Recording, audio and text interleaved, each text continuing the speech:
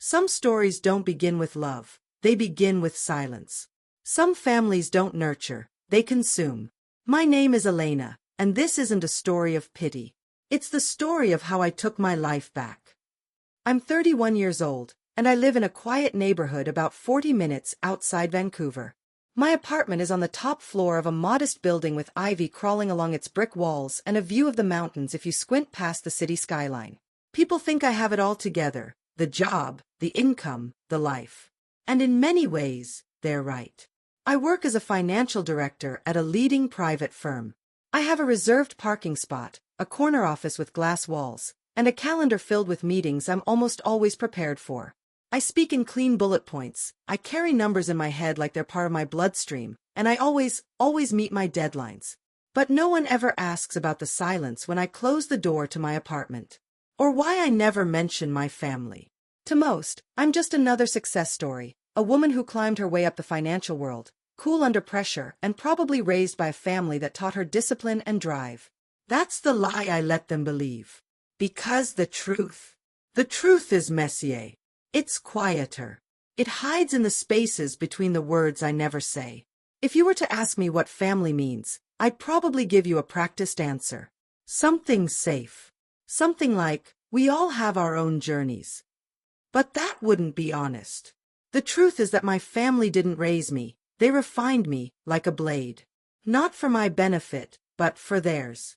My mother, Margot Matthews, is a woman who has always looked perfect in public. Silk scarves, polished shoes, not a hair out of place. But underneath, there's steel. Cold, deliberate steel. She taught me early that appearances matter more than truth. That perfection is not a state of being, but a performance. One I was expected to master. And I did. God, did I learn to perform. I was the straight A student. The quiet one. The dependable daughter who gave up weekends, birthdays, and sleep just to make things easier. Not because anyone thanked me, but because I was told that's what good daughters do. My younger brother, Julian, didn't have to perform. He just had to exist. Somehow, his messes were charming. His mistakes were part of his process. He failed up, through bad grades, failed startups, unpaid debts, while I worked 10 times harder for half the attention. But that part of the story, the messy part, that's not what people see. They see Elena Matthews, the polished professional. The quiet girl who must have had good parents. No one sees the exhaustion behind the calm. The cracks under the surface. That's what I wanted, for a while. I wanted people to see the version of me I built. Self-made, smart, unshakable. But lately, I've been wondering if I built a shell so strong that even I forgot who I was beneath it. Sometimes at night, when the emails stop and the city hums quietly below my window, I wonder, if I stripped away the job title, the suits, the calm tone in my voice, what's left? I think I'm about to find out. Because the past I've tried to outrun, the family I stopped answering calls from, the history I tucked neatly into the back drawer of my mind, it's knocking again. And this time, I'm not sure it'll take no for an answer. Growing up, I never questioned the imbalance.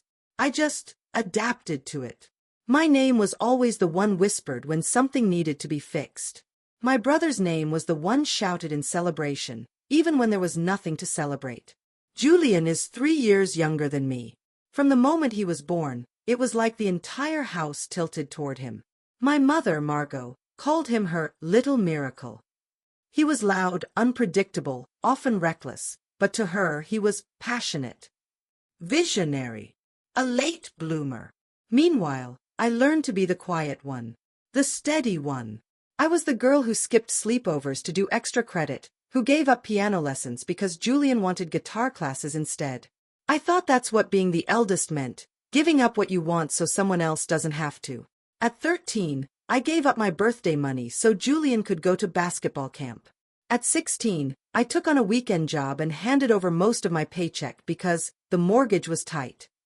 At 18, I declined prom because my SAT prep course was more important for the family's future. No one asked. No one thanked me. And I didn't complain. I thought being silent made me stronger. But silence doesn't make you strong, it makes you invisible.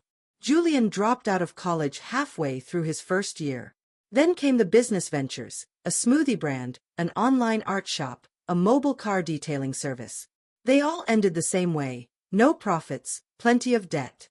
But every time he failed, Mom would find someone to blame. The market wasn't ready. His partner betrayed him. He needed more time. And then, like clockwork, her eyes would land on me. Elena, can you help him out? Just a little. The first time, it was $1,000. The second time, 5. By the third, I was funding his mistakes without even being asked. Mom just assumed, like it was part of my role as the stable one. I became the fallback plan. The bank. The plan B. I tried to justify it. He's family. He's still figuring it out. Mom wouldn't ask if it wasn't serious. But inside, something kept knotting tighter. A quiet resentment that I never dared to name. Then came the call that changed everything. I was reviewing quarterly projections at work when my phone buzzed. It was Mom. No hello, no warmth. Just, Julian has a new opportunity. He's got a brilliant pitch, and I told him you'd support him. Support him how? I asked, already knowing the answer.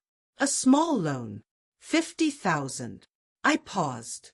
Mom, I can't. That's not a small amount. She sighed, not the kind of sigh that says she's disappointed in the situation, but the kind that says she's disappointed in me. Elena, everything you have came from this family. You wouldn't be where you are without us. Don't forget that. And right there, in that cold, clipped voice, I heard it. The truth I'd been avoiding for years. I wasn't loved. I was leveraged. I hung up before I could say something I'd regret. And for a while, I thought maybe that would be it. But looking back now, that phone call was just the spark. They weren't finished with me. In fact, they were just getting started. It started with a letter. No return address. No logo. Just my full name, Elena Frances Matthews, typed cleanly on the front of a thick, cream-colored envelope. I remember standing in the mailroom of my apartment building, holding it between 2 fingers like it might burn me. My name looked clinical. Not like something from family, but something from a bank or a courtroom. Inside was a legal notice. Notice of intent to file for guardianship. I didn't understand it at first. I read the heading 3 times before the words registered. Guardianship. Of who? Then I saw it. Of me. Filed by my mother, Margot Matthews. Supported by a statement from my brother, Julian. I didn't move. I didn't blink. I just stood there, surrounded by metal mailboxes and the distant hum of the elevator, while the floor beneath me seemed to tilt slightly sideways. The document was full of phrases like concerns regarding mental stability and recent erratic financial decisions. There was even a vague mention of me distancing from family support systems, as if setting boundaries was some kind of disease. They made me sound like I was spiraling, like I'd lost control, like I needed to be protected from myself. At first, I thought it was a mistake, some absurd clerical error. I called the number listed at the bottom. A firm in Toronto. The receptionist transferred me. A woman's voice answered, calm and polished. Yes, Ms. Matthews.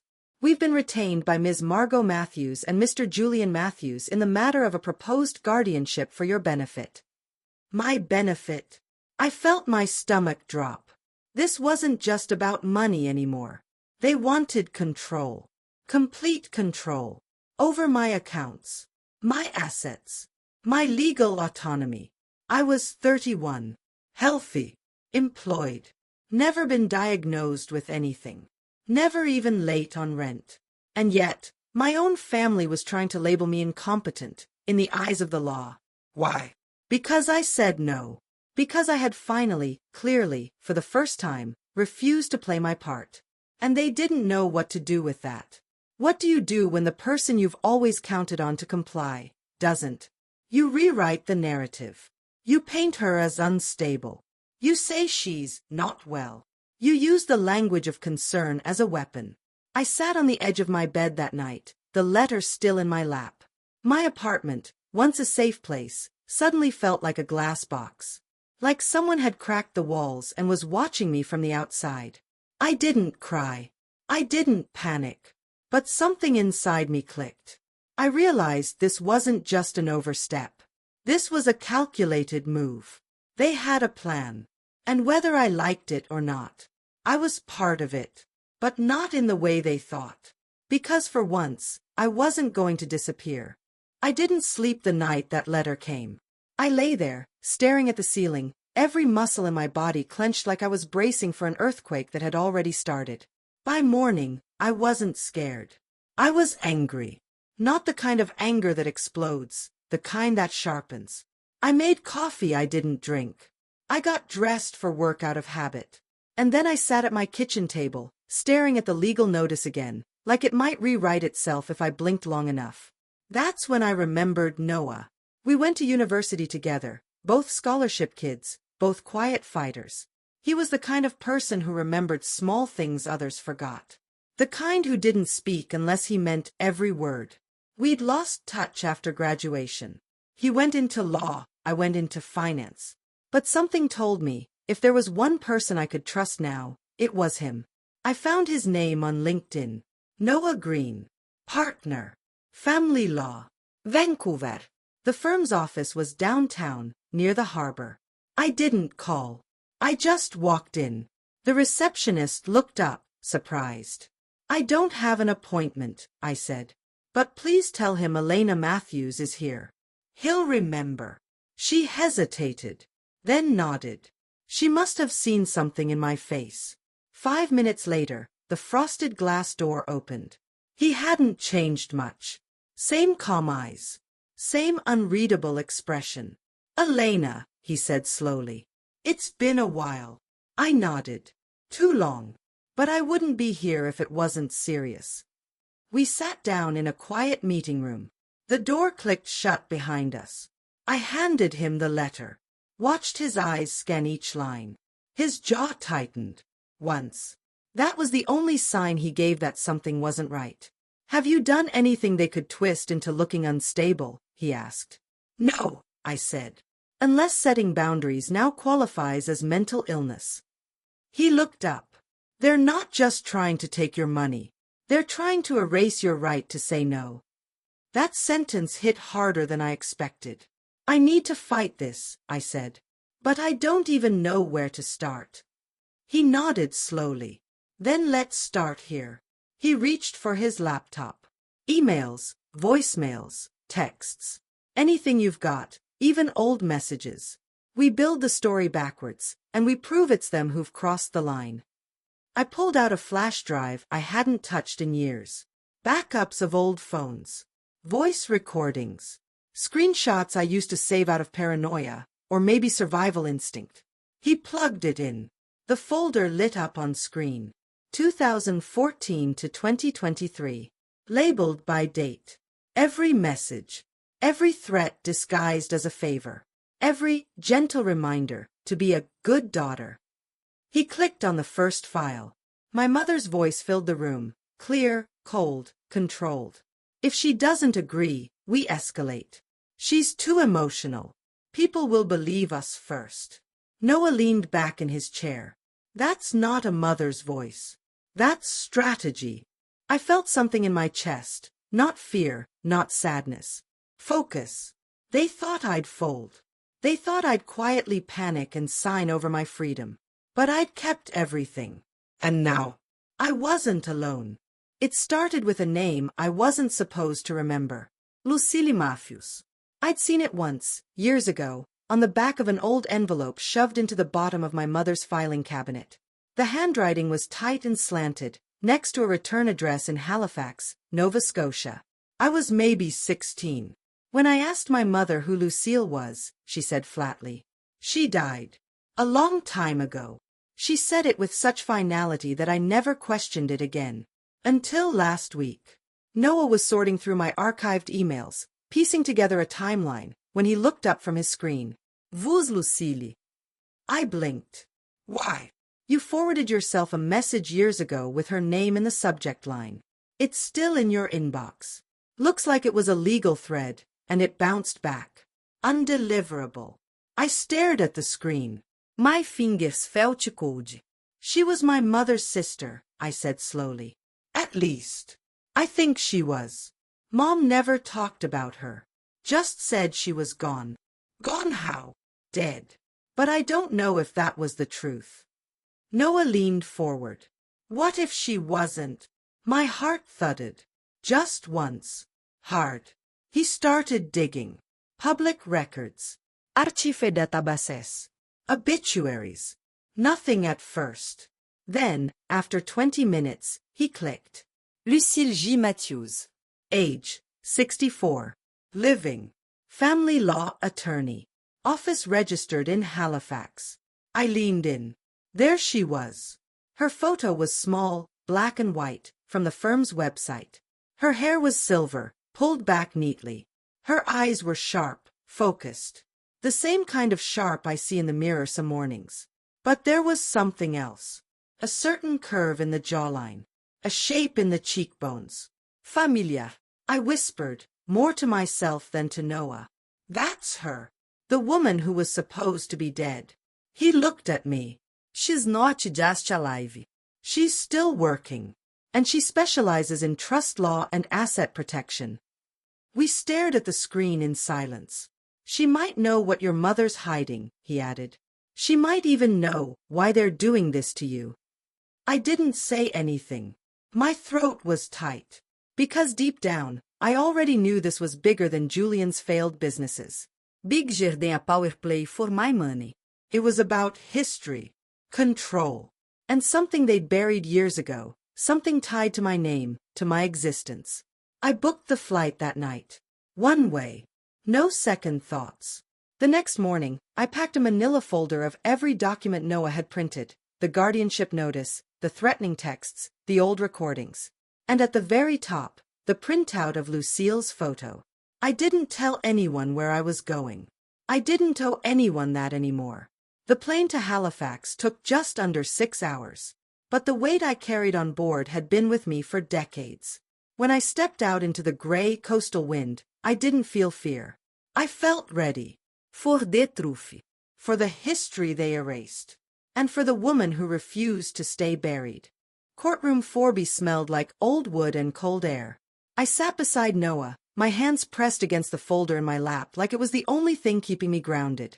Across the room, my mother sat in ivory, composed, elegant, detached. Julian looked bored, like this was just another meeting he forgot to prepare for. The judge, Justice Marianne Hale, was known for her no-nonsense demeanor. Former military, now family court. Her reputation. One sentence. Don't waste her time. We didn't plan to. No arroz fast. Voice even. Presença estiade. Your Honor, my client, Ms. Elena Matthews, is here today to defend herself against a guardianship petition filed under false pretenses. Not only is she fully competent, but we have evidence this petition is a cover for financial coercion, abuse of legal process, and attempted fraud. Justice Hale nodded. Proceed. Noah opened the first binder, the one labeled Year 1, the pattern. Emails, texts, voice memos.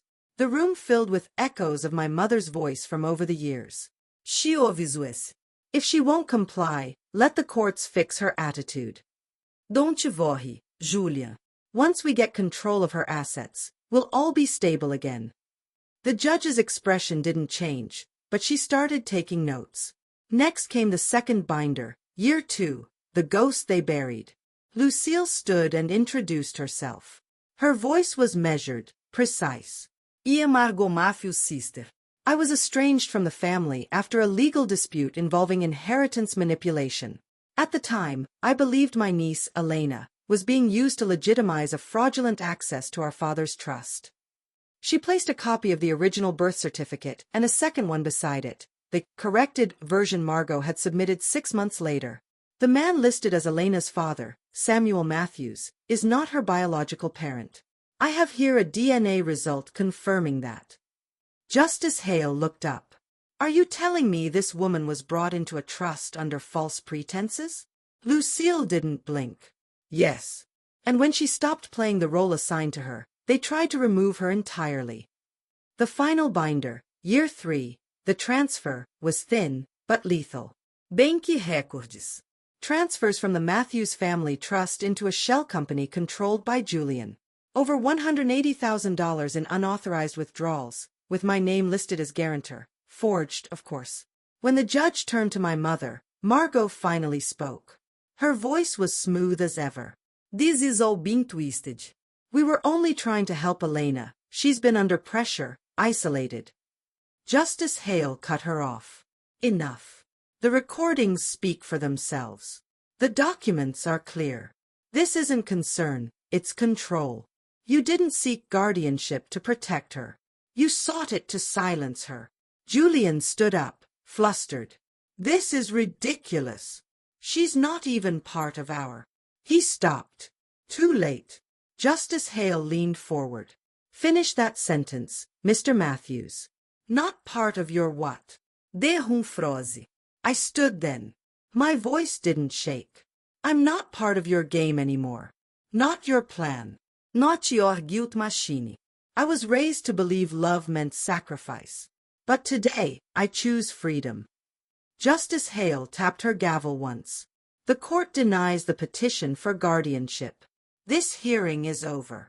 No celebration. No applause. Just silence, the kind that comes when a truth too long buried finally stands in the open, unafraid. 3 weeks after the hearing, I stood in front of a desk at City Hall. A woman behind the glass pane handed me a form. It was simple. Name change request, legal documentation, signature. Just like that, 31 years of history would be rewritten. I signed. Elena Matthews, crossed out. New name, Elena Reeves. I didn't flinch. I didn't look back. I chose Reeves not because I needed a new identity, but because I wanted to carry no one's legacy but my own. Reeves was the last name of the man who once wrote to my mother asking if he had a daughter. The man she erased from every document. The man who gave me life, but never got the chance to be part of mine. Now he would be. That afternoon, I visited his grave. A simple plot in a small cemetery just outside Halifax. No flowers. No visitors. I knelt down, placed a laminated copy of the DNA test beside the stone, and whispered the words I had carried for so long. You didn't get to raise me, but I know who I am now, and I won't let them rewrite me ever again. Back in Vancouver, life didn't go back to normal, because normal never really belonged to me. Instead, I began something new. With help from Lucille and the settlement the court awarded me, I launched a foundation. The Reeves Fund for the Overlooked. Its mission? Simple. Scholarships. Legal aid. Shelter support for young people discarded by the people meant to love them. The first letter we received was from a 17-year-old girl in Winnipeg. She had been kicked out after telling the truth about something her family didn't want to face. At the end of her letter, she wrote, I just need someone to believe me. I cried that night, not because of what she wrote, but because I remembered how it felt to write something like that, and never get a reply. Now, I could be that reply. One quiet evening, as autumn settled in and the city dimmed under soft orange skies, I saw her again, my mother. By chance. A grocery store parking lot. She was sitting in her car, engine off, hands gripping the steering wheel like she was holding on to the past. She rolled down the window. Elena, she said softly. I didn't move. I waited. I never knew how to love you, she said. I thought I did. But I didn't. I nodded. I know. Do you hate me? I paused. No. But I don't need to come back. She didn't argue. And for once, she didn't try to twist it into guilt. She just nodded. And I walked away. That silence was the real closure. This wasn't a story of revenge. It was a story of freedom. Now, each morning, I sit by the window of my small office at the foundation. There's a wooden desk, a lavender plant, and a stack of letters from people the world tried to forget. People like me. And every night, I write.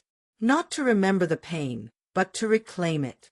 Because in the end, the greatest victory wasn't in court. It was this. No one can ever rewrite my story again. No one has the right to call you unstable just because you stopped staying quiet. No one gets to define your worth just because you stopped being useful to them. If you've ever been cast aside, silenced, or made to feel like you were never enough, know this: you are not alone. And you have the right to rewrite your own story.